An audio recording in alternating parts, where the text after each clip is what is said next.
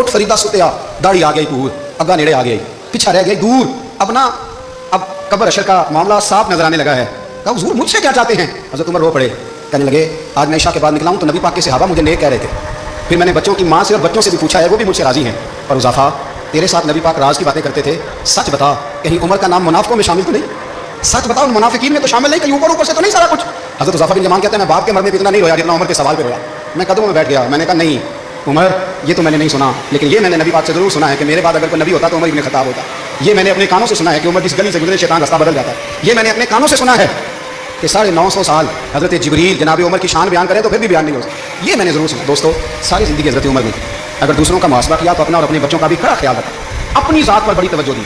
जो लोग अपना भूल जाते ना, हमें अपनी सेहत का बड़ा ख्याल है लेकिन अपनी रूहानी ज़िंदगी का कोई ख्याल नहीं है, कल्बी ज़िंदगी का कोई तसव्वुर नहीं। आप यकीन करें मोटा आदमी कमज़ोर होने के लिए जदोजहद कर रहा है, कमज़ोर ताकतवर होने के लिए, लेकिन जिसको कितने दिन बीत गए अल्लाह रसूल की याद में रोया ही नहीं, कितने दिन बीत गए ना सुनने को दिल ही नहीं चाहा, जिसे महीनों बीत गए और कुरान पाक की तरफ नजर ही नहीं गई, वो फिक्रमंद ही नहीं। ज़िंदगी जिंदा दिली का नाम है, मुर्दा दिल क्या खाक जिया करते हैं। भाई हज़रत उमर की ज़िंदगी दौरे हाज़िर में हमें ये सबक देती है कि कड़ी निगरानी रखो अपने पौधों की, कड़ा ख्याल रखो अपनी ज़ाती बात का, और ये जो तुम्हारे दिल की दुनिया है, ये तुम्हारी रूह की ज़िंदगी है, इसका मुहासबा करते रहो। नबी करीम अलैहिस्सलाम ने फरमाया अपना हिसाब खुद कर लो, कब इसके कि तुम्हारा हिसाब किया जाए।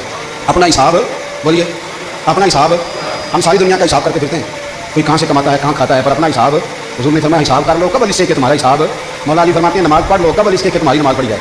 ये बड़ा अजीब मामला है कि हम जितने लोग हैं हमारा म्यार ये है कि सामने वाला गलत है और मैं, यानी दूसरे का बच्चा गली में नजर आ जाए तो उसकी गलतियाँ निकलनी शुरू हो जाएंगी, और मेरा बच्चा सारा शहर घूम आए एक टायर पर मोटरसाइकिल पर, तो हम कहते हैं कि अभी बच्चा है इंशाल्लाह सियाना हो जाएगा। अगर अभी आज तक सियाने नहीं हुए इसको समझा लें तो फिर बेटे का सियाना होना तो हो सकता है कि वो 60-70 साल लग ही जाएंगे।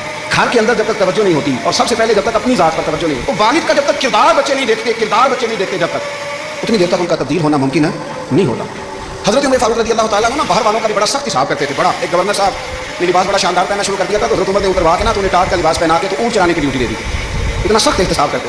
कसाई की दुकान पर भी 1-2 घंटे खड़े होते थे। जो आदमी मुसलसल 2 दिन गोश्त खरीदता था ना, फरमाते थे इसका टैक्स बढ़ा दो, लोगों को दाल नहीं मिल रही हो ये रोज़ गोश्त खाता है। हज़रत फारूक आज़म उसको जज़िया कहा जाता था, या कुछ और मामला होते थे बढ़ा देते थे। मुसलसल जो 2 दिन आदमी गोश्त खाता था, फरमाते थे मदीने में गुर्बत है, अगर ये वाला निज़ाम तुम करोगे तो गरीब लोग किसकी तरफ देखेंगे।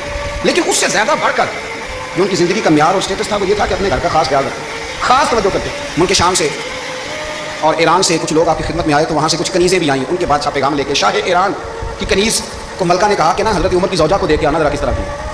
हमारे मुल्क में क्या कहते हैं खातून अव्वल जी, खातून, बाकी सारे दो में खातून अव्वल, ज़रा खातून अव्वल को देख के आना।